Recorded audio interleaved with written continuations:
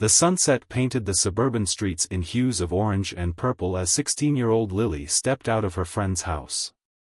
She had stayed later than usual at their study group, but the familiar route home was just a 15-minute walk. Her father's warnings about walking alone after dark echoed in her mind, but she pushed them aside, confident in the safety of their peaceful neighborhood. Little did she know that 5 miles away, at the Devil's Fork Bar, a group of leather-clad bikers was plotting something sinister. The Rolling Thunder Gang had been watching the neighborhood for weeks, looking for potential targets to expand their territory and influence. Their leader, known only as the Ghost, had noticed the pattern of high school students walking home from evening study sessions. What the gang didn't know was that in a modest house at the end of Oak Street lived Robert Chen, a man whose past was anything but ordinary. To his neighbors, he was the quiet single father who worked as a security consultant. But beneath that peaceful exterior lay 15 years of experience as a Navy SEAL, with specialized training in hostile extraction and combat operations. He had left that life behind to raise his daughter after his wife's passing, but the skills remained sharp as ever. That evening, Robert sat in his home office, glancing occasionally at his phone. Lily was 20 minutes late, and though she had texted about staying longer at her friend's house, something felt off. Years of military experience had taught him to trust his instincts. He pulled up the tracking app they had agreed to use, for emergencies only, and noticed her dot hadn't moved from the corner of Maple and Pine for the past 10 minutes. Meanwhile, Lily's heart raced as she noticed the dark motorcycles trailing her at a distance. She quickened her pace, remembering her father's lessons about situational awareness. The street ahead was deserted, and the familiar houses suddenly seemed distant and unreachable. She pulled out her phone, fingers trembling as she tried to dial her father's number. Before she could complete the call, 3 more motorcycles appeared from a side street, blocking her path. The riders wore black leather jackets adorned with a skull and lightning patch, the infamous mark of the Rolling Thunder Gang. Their leader, a towering figure with a graying beard, stepped off his bike with a false friendly smile that didn't reach his eyes. "Looks like you're lost, sweetheart," he said, his voice carrying a threat beneath the fake concern. "Why don't we give you a ride home?" Lily's training kicked in, the self-defense lessons her father had insisted on since she was 12. She knew running would be useless with the bikes around. Instead, she pressed the emergency button on her phone's safety app, something her father had installed months ago. The gang members didn't notice the subtle movement. Back at home, Robert's phone buzzed with the emergency alert. In seconds, he transformed from concerned father to the warrior he had been trained to be. He accessed the app's GPS data, already mapping out the fastest route to his daughter's location. As he moved through the house, muscle memory took over. He retrieved a secure case from behind a false panel in his closet, tools he had hoped never to use again. The gang members were growing impatient with Lily's refusal to cooperate. They didn't notice the dark figure moving silently through the shadows of nearby houses, or the subtle clicks of security cameras being disabled one by one. Robert had already contacted his old team members who lived nearby, former operators who had also chosen this peaceful suburb for their retirement. As the gang closed in around Lily, their confidence grew. They had done this before in other towns, always getting away clean. But they had made a crucial mistake this time. They hadn't done their homework on the neighborhood's residents. They didn't know that the quiet suburban streets they had chosen for their hunting ground were home to some of the most dangerous men in America, men who had sworn to protect their own. The first sign that something was wrong came when their perimeter watch went silent on the radio. The Ghost demanded a status update, but only static answered. In the growing darkness, the gang members began to feel what their future victims had felt, the sensation of being hunted. Robert Chen moved like a shadow through the familiar streets, his movements precise and calculated. He could see his daughter standing tall despite her fear, buying time just as he had taught her. Pride mixed with fury in his chest as he positioned himself for what would come next. The street lights began to go out one by one, plunging the scene into darkness. The ghost reached for Lily's arm, his patience wearing thin. But before his fingers could make contact, a voice cut through the darkness, calm, controlled, and carrying the weight of absolute authority. "I'm only going to say this once," Robert's voice echoed from the shadows. "Let her go, and you might survive what happens next." The ghost's laughter cut through the darkness, but there was an edge of uncertainty in it. 20 years of running the Rolling Thunder Gang had taught him to recognize real threats, and something about that voice sent a chill down his spine.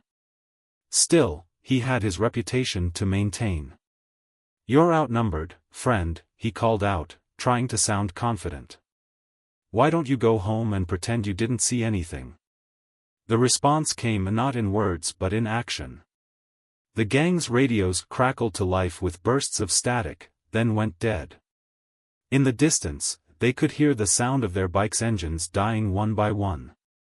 The ghost's lieutenants exchanged nervous glances, their escape route was being systematically cut off. Lily stood perfectly still, her heart pounding but her mind clear. Her father's training echoed in her thoughts: fear is natural, but panic is a choice. She could sense his presence in the shadows, and despite the danger, she felt a wave of calm wash over her. She wasn't alone. 2 blocks away, Mike Torres, another retired SEAL who had served with Robert, was already in position. He had received Robert's alert and moved into action without hesitation. Through his thermal scope, he counted 8 gang members, their heat signatures bright against the cool night air. He keyed his radio twice, a silent signal to Robert that the perimeter was secure. The ghost's confidence was crumbling. His men were trained thugs, used to intimidating ordinary citizens, but this felt different. The darkness seemed to be closing in around them, and shadows moved in ways they shouldn't. He grabbed Lily's arm, trying to use her as leverage. "Show yourself, tough guy, or the girl gets a ride she won't forget." Robert's voice came again, closer this time. "That's your second mistake. Your first was coming to this neighborhood." A small canister rolled silently across the pavement, stopping at the feet of the gang members. Before they could react, it burst with a brilliant flash and a cloud of smoke. The next few moments were chaos for the Rolling Thunder Gang. Years of military training became devastatingly clear as Robert and his team moved through the smoke like ghosts. The gang members, disoriented and half-blind, couldn't land a single punch against their invisible attackers. Lily executed the self-defense move her father had drilled with her countless times. As soon as she felt the ghost's grip loosen, she dropped her weight, twisted, and broke free. She rolled away from the confusion, exactly as practiced, and pressed herself against a nearby wall, making herself as small a target as possible. The ghost, struggling to see through the smoke, felt a tap on his shoulder. He spun around, swinging wildly, but hit nothing but air. A voice behind him spoke softly, "Looking for me?" Before he could turn again, pressure points in his neck and shoulder were struck with surgical precision. His legs buckled, and he found himself kneeling on the pavement, unable to move. As the smoke began to clear, the scene became visible. The Rolling Thunder Gang members were scattered across the ground, some groaning, others lying still but breathing. None were seriously injured, but all were thoroughly incapacitated. Robert stood in the center of the chaos, looking exactly like the suburban dad he was, except for the coldness in his eyes. 3 more figures emerged from the shadows, Robert's old team members who had also chosen this neighborhood for their retirement. Each moved with the same deadly grace, scanning the scene with professional precision. Mike Torres approached with zip ties, while Joe Kim, another former SEAL, was already on the phone with local law enforcement contacts. The ghost, still paralyzed from the nerve strike, looked up at Robert with a mixture of fear and disbelief. "Who are you people?" Robert knelt down beside him, his voice low and controlled. "We're just concerned parents who take our neighborhood watch very seriously." He pulled out his phone and showed the ghost a series of photos, surveillance shots of the gang's activities in other towns, faces, names, locations. Did you really think no one was watching you? Lily approached her father, stepping carefully around the subdued gang members. She was shaken but unhurt, her training having served her well. Robert quickly checked her over for any injuries, his touch gentle despite the violence he had just dispensed. In the distance, police sirens began to wail. The fourth member of Robert's team, Dave Wilson, had already prepared a detailed report for the authorities, complete with evidence of the gang's activities in other jurisdictions. The Rolling Thunder Gang's reign of terror was about to end not with a bang, but with the quiet efficiency of men who had spent their lives serving justice from the shadows. As red and blue lights began to flash at the end of the street, Robert put his arm around his daughter. "You did well," he said softly. "Your mom would be proud." Lily leaned into him, the fear finally giving way to exhaustion. She had questions, many of them, but they could wait. The ghost watched as police cars surrounded the scene, his world crumbling around him. He had chosen this neighborhood thinking it would be an easy target, full of soft suburban families. Instead, he had stumbled into a hornet's nest of retired warriors who had found something worth protecting, something worth fighting for. The local police sergeant, arriving at the scene, simply nodded to Robert and his team. They had worked together before, though the details of those operations never made it into any official reports. Sometimes, the most effective justice was the kind that happened in the shadows, carried out by men who asked for no recognition. As the gang members were loaded into police vehicles, Robert's team melted back into the neighborhood, returning to their quiet lives as coaches, consultants, and family men. To look at them now, no one would guess that just moments ago they had moved with the deadly precision of their former profession. Lily looked up at her father as they walked home, seeing him in a new light. "Dad," she said quietly, "I think it's time you told me more about what you really did before Mom died." Robert smiled, knowing this moment would come eventually. Some secrets were meant to be kept, but others were meant to be shared when the time was right. The kitchen light cast a warm glow as Robert placed a cup of hot chocolate in front of Lily. It was nearly midnight, but sleep felt impossible after the evening's events. The familiar comfort of their home stood in stark contrast to the chaos they'd left behind just hours ago. "I guess we should talk," Robert said, settling into the chair across from his daughter. The adrenaline had worn off, leaving behind a mix of relief and concern. He had always known this day might come, when his past life would collide with his present one. Lily wrapped her hands around the warm mug, gathering her thoughts. "Those men you worked with tonight, they're not really just neighbors, are they?"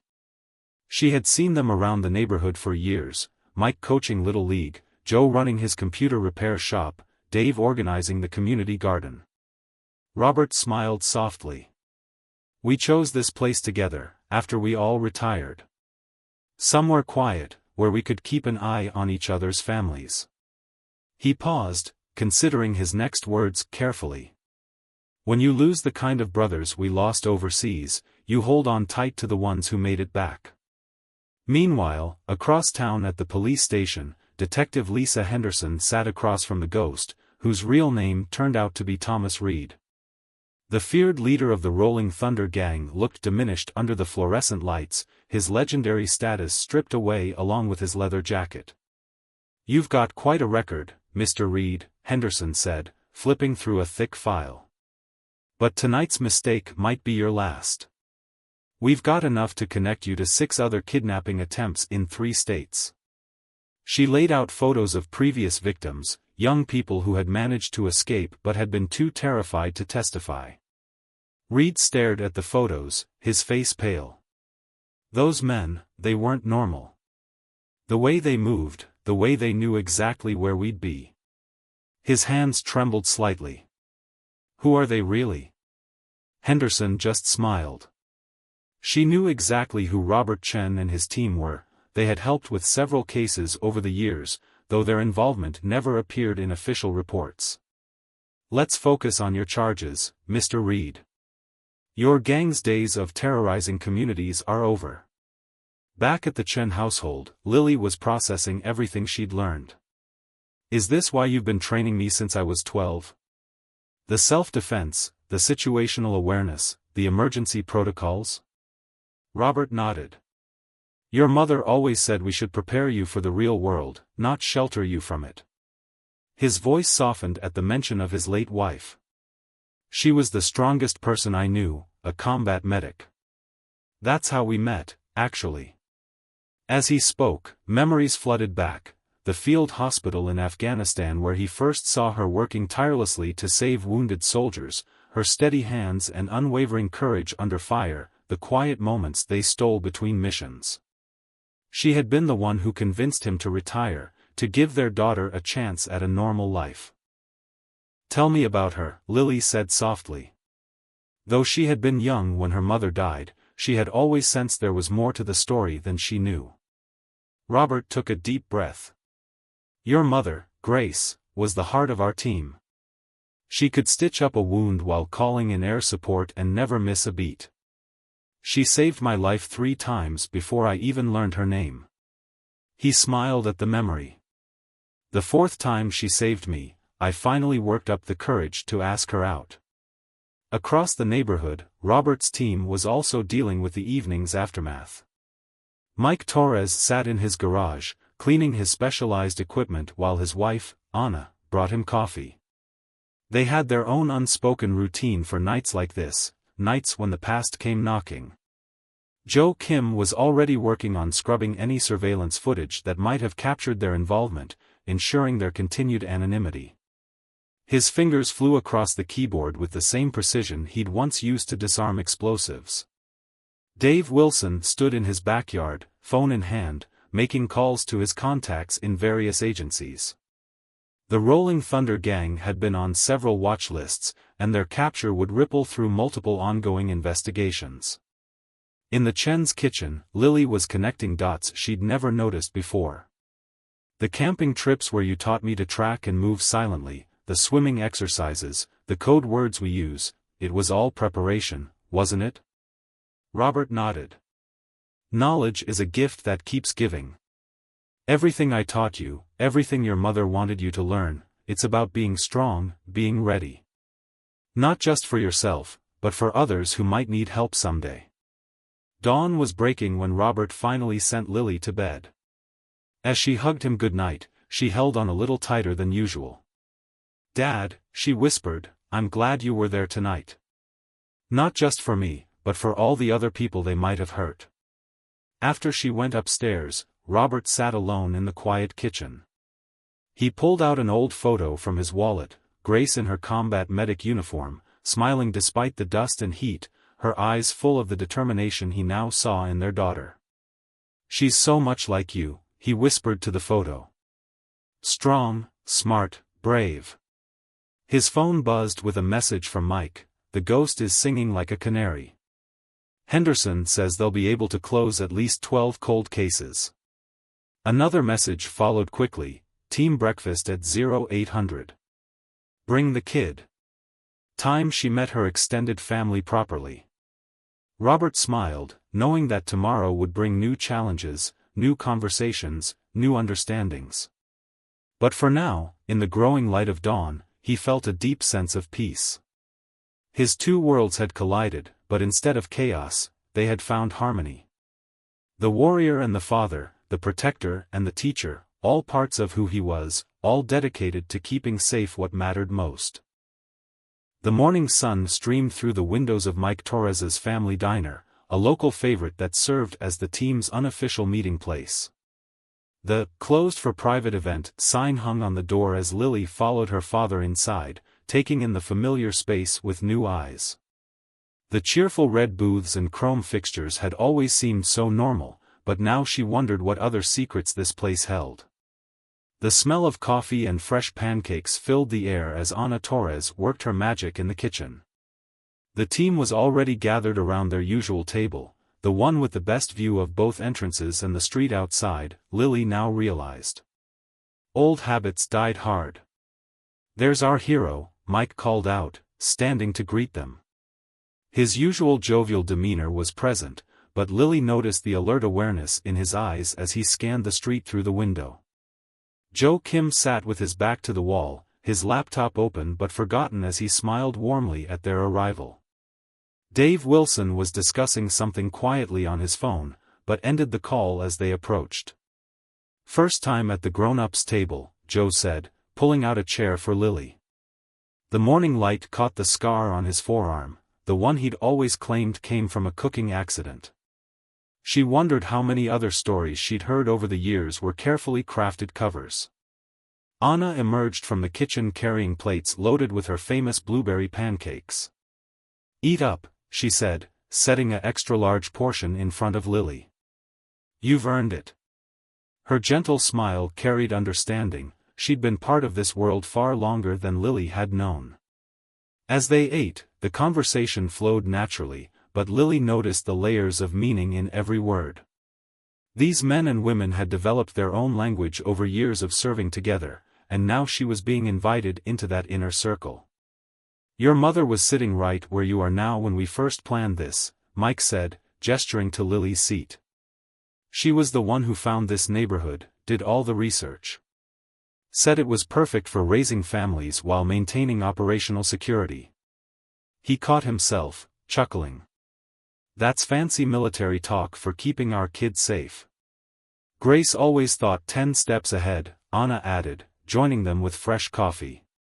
"She mapped out all the schools, created emergency protocols, even started the Neighborhood Watch program as a cover for our security measures." Robert watched his daughter absorbing every word about her mother. "Grace knew that someday our past might catch up with us," he said softly. "She wanted to make sure we were ready, that our children would be ready."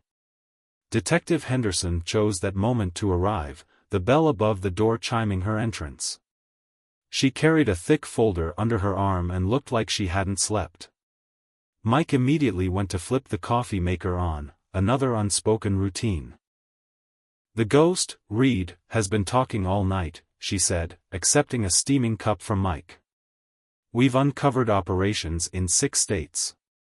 Human trafficking, extortion, drug running. The Rolling Thunder Gang was bigger than anyone realized." Lily felt a chill despite the warm diner. The reality of what might have happened if her father and his team hadn't been there hit her anew. Henderson seemed to read her thoughts. "You did good, kid," the detective said. "Your reaction time, keeping calm under pressure, it gave the team exactly what they needed to move in." She turned to Robert. "Like mother, like daughter." The conversation shifted to lighter topics as they finished breakfast, but Lily noticed the subtle communications continuing, a raised eyebrow here, a slight hand gesture there. Years of working together had made words almost unnecessary among the team. After breakfast, Joe pulled out his laptop again. "Time for your security upgrade," he said to Lily. "Your old protocols were good, but now that you're in the loop, we can set you up with something better." His fingers flew across the keyboard as he explained the new systems and codes they'd be using. Dave, who had been quietly observing, finally spoke up. "There's something else you should know." He reached into his jacket and pulled out a small, worn notebook. "Your mom kept this for you. She asked us to give it to you when the time was right." The diner fell silent as Dave handed the notebook to Lily. The cover was faded blue leather, the pages slightly yellowed with age. Inside, she found her mother's neat handwriting filling page after page. "It's everything she wanted you to know," Robert explained, his voice thick with emotion. "About her life, about why we chose this path, about the legacy she wanted to leave for you. She wrote it during her last deployment, just in case." Lily ran her fingers over the words, feeling a connection to her mother she'd never expected to find. The first page began, "My dearest Lily, if you're reading this, it means you've discovered who we really are. I hope you'll understand why we made the choices we did." Detective Henderson quietly excused herself, understanding the privacy of the moment. As she left, she paused by Robert. "Reed's arraignment is tomorrow. With what we've uncovered, he's looking at 20 to life. The streets will be safer now. The team remained at the diner, their protective circle around Lily unchanged but evolving. They shared stories about Grace, not just the sanitized versions Lily had heard growing up, but the real ones, full of courage, quick thinking, and unwavering dedication to protecting others. Your mother had a saying, Anna recalled, refilling coffee cups. The strongest armor isn't worn, it's built, in your mind, in your heart, and in the people you trust. She smiled at Lily. That's what she was building here, all along.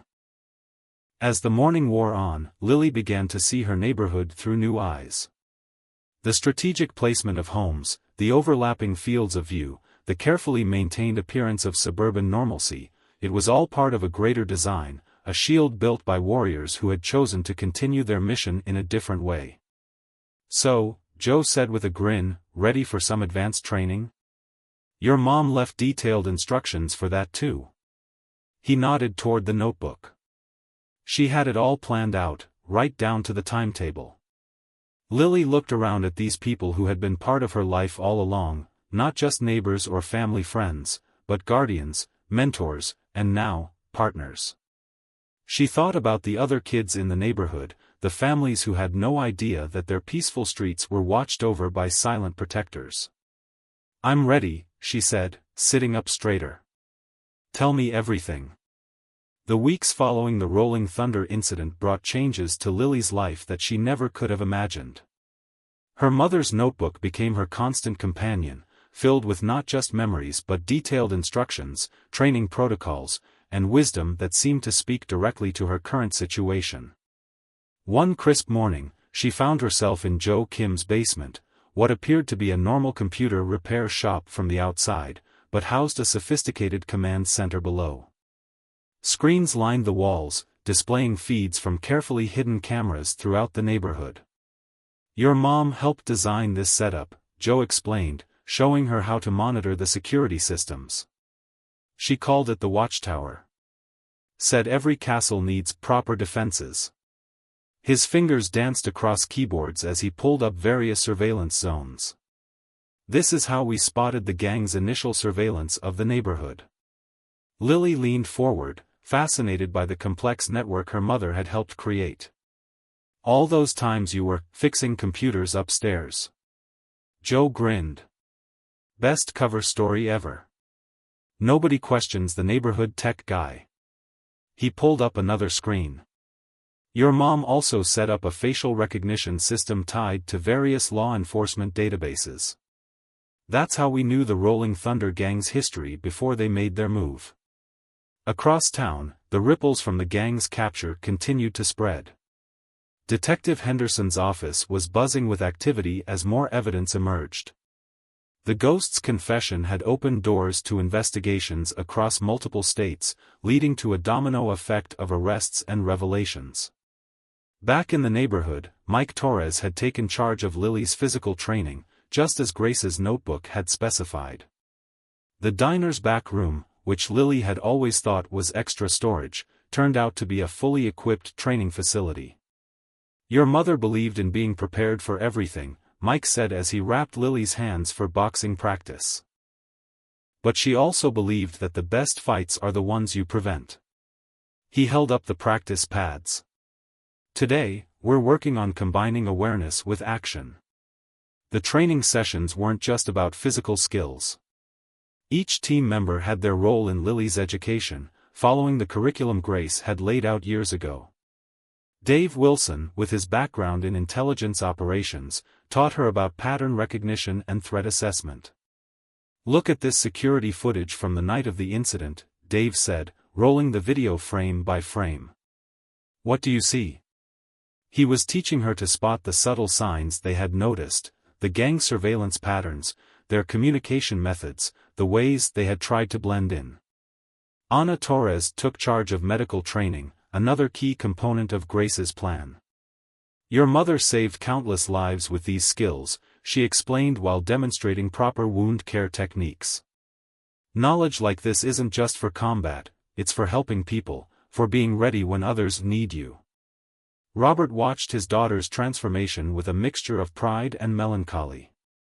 During one of their evening talks, he shared more about the mission where they'd lost Grace. It was supposed to be a routine medical evacuation, he said softly.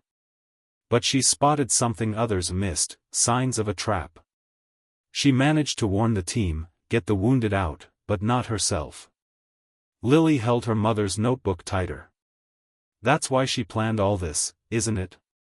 The training, the preparations, she wanted to make sure we could protect others without losing ourselves. The neighborhood's other residents remained largely unaware of the complex security network protecting them, but they felt its effects. Crime rates had dropped to nearly zero, and the community had developed a reputation for being unusually safe and well-organized. One afternoon, while practicing surveillance techniques with Joe, Lily spotted a suspicious vehicle circling the elementary school. "Watch how I handle this," Joe said, typing rapidly. Within minutes, a patrol car happened to drive by, and the vehicle quickly left the area. "Your mom called it the Guardian Protocol," Joe explained. "Subtle interventions that prevent threats from developing. The best victories are the ones no one knows about."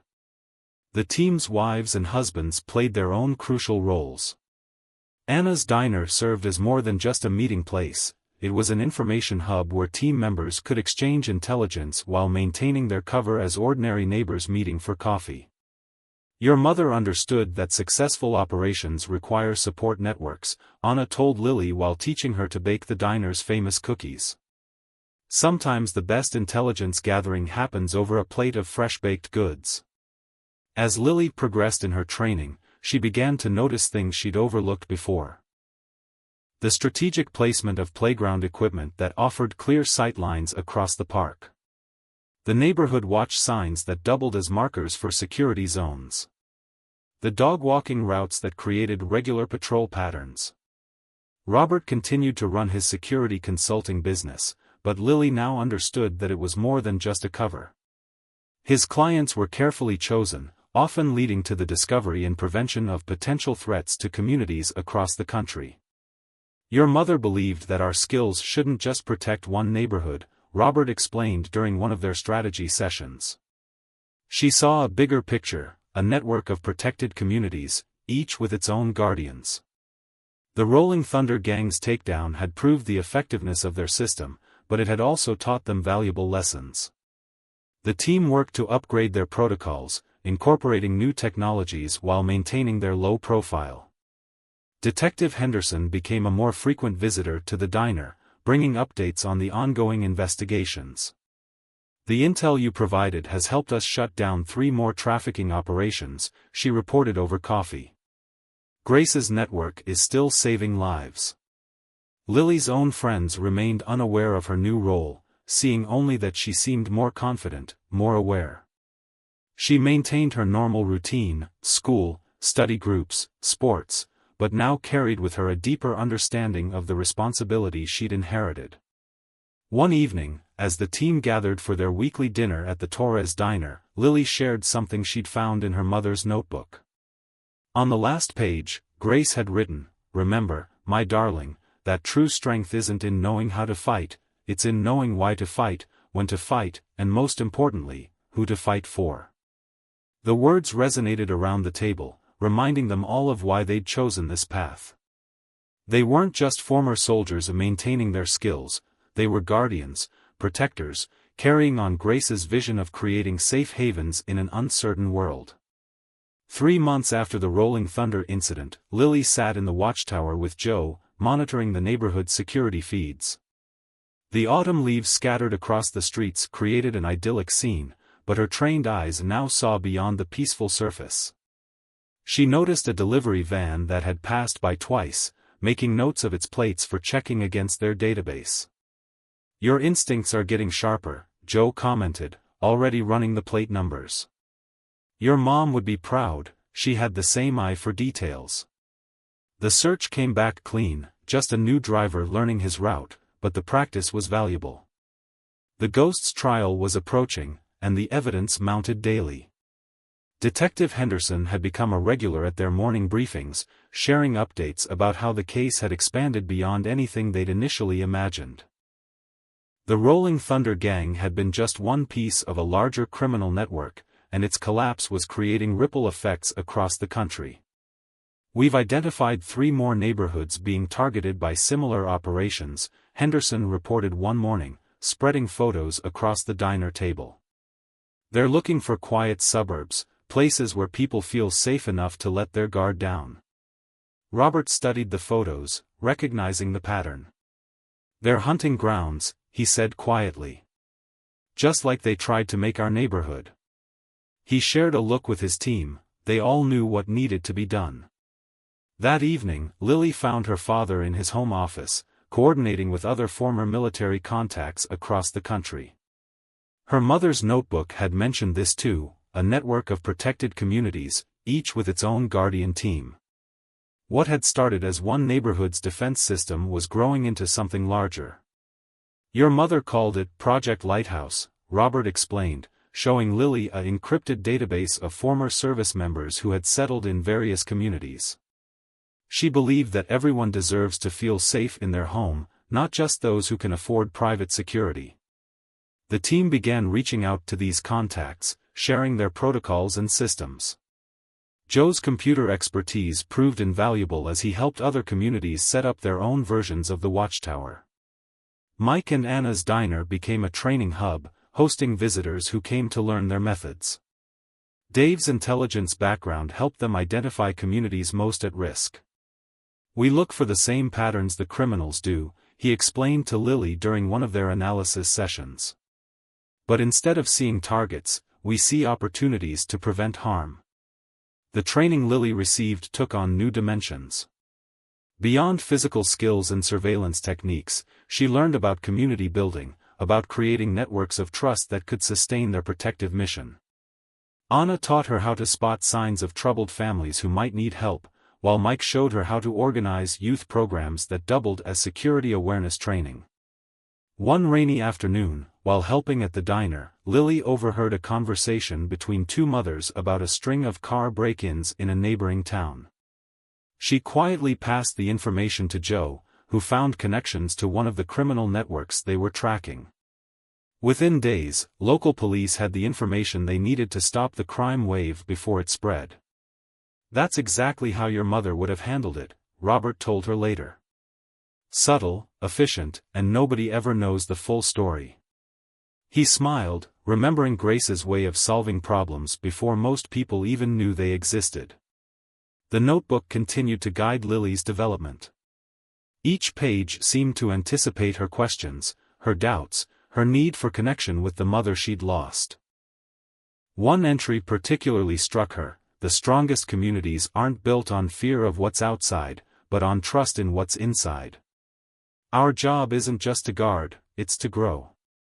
This philosophy shaped their expanding operation. As they helped other communities establish their own security networks, they emphasized the importance of building genuine connections. The protection systems worked best when neighbors actually cared about each other, when they noticed what was wrong because they paid attention to what was right. Detective Henderson brought news that the ghost's trial date had been set. The team would need to testify, but their involvement would be minimized to protect their cover. "Your mother's protocols for legal interactions were impressive," Henderson told Lily. "She thought of everything, right down to how to present evidence without compromising operational security." The preparation for the trial brought new challenges. They needed to coordinate with other communities where the Rolling Thunder Gang had operated, gathering testimony while protecting their witnesses. Lily watched as her father's team navigated these complexities with the same quiet efficiency they brought to everything. "Your mom always said that justice works best in the light," Robert explained as they reviewed trial preparations. "But sometimes you need shadows to protect those who step into that light." It was a delicate balance, using their covert skills to support the open legal process. The network continued to grow. Joe developed secure communication systems that allowed different community teams to share information while maintaining their independence. Mike and Anna organized a series of self-defense classes that served as cover for more advanced training. Dave's intelligence network expanded to include retired law enforcement officers who shared their expertise. Lily found herself taking on more responsibility, often serving as a bridge between the original team and the new communities joining their network. Her youth and apparent normalcy made her an ideal messenger. Who would suspect a teenage girl of coordinating a sophisticated security operation? One evening, as the team gathered for their weekly dinner, Robert shared something he'd never told anyone. The night before her last mission, Grace told me about her dream for this network. She said she saw it spreading like ripples in a pond, each community protecting the next, until the ripples became waves of change. The team sat quietly, absorbing his words. They had all known Grace, had all been part of her vision, but hearing it expressed this way gave a new meaning to their work. They weren't just protecting their own anymore, they were building something that could protect everyone. As autumn deepened into winter, the changes in their community became more visible to those who knew where to look. The neighborhood watch expanded, incorporating subtle elements of their security protocols. Youth programs flourished, teaching life skills alongside situational awareness. The diner hosted regular community meetings that served as cover for coordination between different teams. Your mother believed that true security comes from community, Anna told Lily as they prepared for one such meeting. All these systems, all these protocols, they're just tools. The real strength is in the people who use them. The courthouse loomed ahead as Robert and Lily pulled into the parking lot on the morning of the Ghost's trial. The past 6 months had transformed their lives in ways they never expected, and now they faced another pivotal moment. Other members of their team were already in position, maintaining security protocols even here. "Remember what your mother wrote about days like this," Robert said softly as they walked up the granite steps. Lily nodded, recalling the passage from Grace's notebook, "Justice happens in the light, but sometimes needs shadows to protect it. Stay alert, stay calm, and let truth do the heavy lifting." Inside, Detective Henderson met them in a private conference room. The prosecution had prepared meticulously, building a case that would expose the Rolling Thunder Gang's operations without revealing the full extent of the neighborhood security network. It was a delicate balance, just as Grace had planned for in her protocols. "We have victims from 3 states ready to testify," Henderson explained, spreading files across the table. "Thanks to your team's intelligence gathering, we've been able to protect their identities while building an ironclad case." She looked at Lily. "Your statement will be brief, just the facts of that night.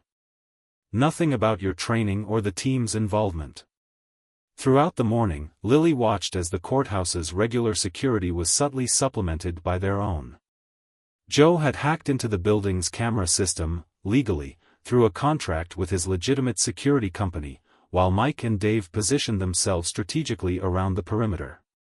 Anna ran her coffee cart in the courthouse lobby, the perfect cover for monitoring movements. The Ghost, now known officially as Thomas Reed, looked smaller in his prison jumpsuit than Lily remembered. His eyes darted around the courtroom, perhaps searching for signs of the invisible network that had brought him down. The tough facade he'd worn that night had crumbled, revealing the ordinary man beneath the fearsome reputation. As witness after witness took the stand, a pattern emerged. The Rolling Thunder Gang had terrorized communities across multiple states, always targeting places that seemed vulnerable. But their attempt on Lily's neighborhood had triggered their downfall, exposing their entire operation to the light of justice. During a break in proceedings, Lily sat with her father in the courthouse garden. "Mom knew this would happen someday, didn't she?" she asked. "Not this exactly, but something that would bring everything into the open." Robert nodded. "She believed that protecting people meant more than just stopping bad things from happening. It meant being ready to stand up in the light when necessary." He pulled out his wallet, showing her a worn photo of Grace in her dress uniform. "She always said that shadows are tools, not hiding places." Inside the courtroom, the prosecution presented evidence gathered through months of investigation. Financial records showed money laundering operations. Surveillance footage captured gang activities. Phone records revealed their communication networks. Each piece had been carefully chosen to protect the sources while telling the necessary story. When it was Lily's turn to testify, she felt her mother's strength flowing through her. She told her story simply and clearly, walking home, being surrounded, staying calm, being rescued. She mentioned nothing about her training or preparation, nothing about the team's coordinated response. Just the facts, as they appeared to any outside observer. The defense attorney tried to paint the incident as a simple misunderstanding, but Lily's composed testimony stood firm. She noticed Joe in the gallery, posing as a court reporter while monitoring communications. Mike sat near the back, looking like any other concerned citizen. Their presence gave her confidence. During the lunch break, Anna's coffee cart did brisk business as usual. But her strategic position allowed her to overhear conversations among the gang members who had come to support their leader. She picked up whispers about potential retaliation, smoothly passing the information through their network. Detective Henderson received the intelligence in real time, quietly coordinating with courthouse security to neutralize any threats before they could materialize. The system worked exactly as Grace had designed it, invisible but effective, protective but not intrusive. Back in the courtroom, the prosecution presented their final evidence. The scope of the Rolling Thunder Gang's operations shocked even those who thought they understood the case. Human trafficking, drug distribution, extortion, the organization had spread its tentacles far and wide before being stopped. As the day drew to a close, Lily noticed something in the ghost's demeanor change. Perhaps it was the weight of evidence against him, or maybe the realization that his fearsome reputation had crumbled. When he finally spoke, his voice carried none of its former menace. "I want to change my plea," he announced, surprising even his own attorney. The courtroom buzzed with whispers as he admitted to all charges, adding details that would help prosecute other gang leaders who were still at large. Later that evening, the team gathered at the diner to debrief. The trial had been a success, but it also marked a turning point. Their operation could no longer stay completely in the shadows, too many people had glimpsed pieces of the puzzle. "Time to implement the next phase," Robert announced, pulling out a folder labeled Lighthouse Protocol. Inside were Grace's plans for exactly this situation, how to adapt their security network to operate under increased scrutiny while maintaining its effectiveness. Joe shared updates from other communities in their network. Similar organizations were taking down criminal operations in their areas, each success building on the lessons learned from the others. Grace's vision of a nationwide network of protected communities was becoming reality. Detective Henderson joined them later, bringing news that the Ghost's cooperation had already led to 3 more arrests. "Your mother would be proud," she told Lily. "Not just of what you did, but of how you did it, with courage, clarity, and compassion." As they left the diner that night, Lily noticed new faces among the regular customers, representatives from other communities, coming to learn and share experiences. The network was growing, adapting, becoming stronger through connection rather than isolation. "Your mom used to say that true security isn't a fortress," Robert told her as they walked home under the stars. "It's a bridge, something that connects people while protecting them." He smiled at his daughter. "You're becoming quite the bridge builder yourself." That night, Lily added her own entry to her mother's notebook, continuing the legacy that Grace had begun. "The strongest shadows are cast by those who aren't afraid to stand in the light. Today we proved that justice and protection can work hand in hand, just like you always planned, Mom." 1 year after the Rolling Thunder incident, Lily stood in the backyard of her home, watching the sunset paint the sky in shades of purple and gold. The neighborhood looked the same as it always had, children playing in their yards, parents chatting on porches, dogs being walked along tree-lined streets. But now she saw the invisible threads that connected it all, the careful choreography of protection that her mother had designed. Inside the house, Robert was coordinating with Joe about their latest security upgrade. The Watchtower system had evolved, incorporating new technologies while maintaining its subtle presence. What had started as one neighborhood's defense had grown into a network spanning dozens of communities across the country. "Your mother would love what this has become," Robert said as Lily joined them in the study. On the screens before them, green dots represented their allied neighborhoods, each one a lighthouse, as Grace had envisioned. She always said that the best security system isn't the one that stops threats, it's the one that prevents them from forming in the first place. The Ghost's conviction had led to a domino effect of criminal organizations being exposed and dismantled. Detective Henderson, now promoted to captain, had become an unofficial liaison between law enforcement and their network of protected communities. She understood the delicate balance between official justice and shadow protection. "We've had 0 incidents in the connected neighborhoods this quarter," Joe reported, pulling up his latest analysis. "The prevention protocols are working exactly as Grace designed them." He smiled at Lily. "Your modifications to the youth outreach program have been particularly effective." Lily had taken her mother's ideas about community involvement and expanded them.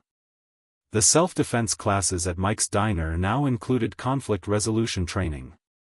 Anna's coffee cart had sprouted similar operations in other communities, creating a web of informal intelligence gathering. Dave's security consulting firm had gone national, providing legitimate cover for their expanding network. That evening, the team gathered for their weekly dinner at the diner. The regular customers had no idea that the cheerful family restaurant doubled as a command center for one of the most sophisticated civilian protection networks in the country. As Anna served her famous pot roast, Lily looked around at the faces she'd known all her life, seeing them with new understanding. Mike, showing pictures of his son's baseball team, every game doubled as a training opportunity for young eyes to spot unusual patterns. Joe, discussing computer repair rates with a customer, while monitoring security feeds from 3 states. Dave, reading the newspaper in his usual booth, while coordinating with former intelligence contacts about potential threats. "Your mom believed in layers," Robert said quietly, noticing his daughter's observant gaze. "Not just layers of security, but layers of community. Everyone here is connected, whether they know it or not. That's what makes us strong." Later that night, a call came in from one of their newer network communities. A situation similar to what they'd faced with the Rolling Thunder Gang was developing. But this time, they were ahead of it. Prevention protocols were already in motion, local law enforcement was quietly informed, and potential targets were subtly hardened. "This is how it's supposed to work," Lily said, watching the situation resolve itself without a single confrontation. "Mom's system isn't about fighting, it's about making fighting unnecessary." The next morning, Lily found herself back in the watchtower with Joe, training 2 teenagers from a neighboring community. They were like she had been a year ago, just beginning to understand the layers of protection around them. As she taught them the basics of surveillance and pattern recognition, she found herself quoting from her mother's notebook. "Remember," she told them, "the goal isn't to catch bad guys. The goal is to create an environment where bad guys look elsewhere." The teenagers nodded, already seeing their familiar streets with new eyes. Detective Henderson, now Captain Henderson, stopped by the diner for her regular update.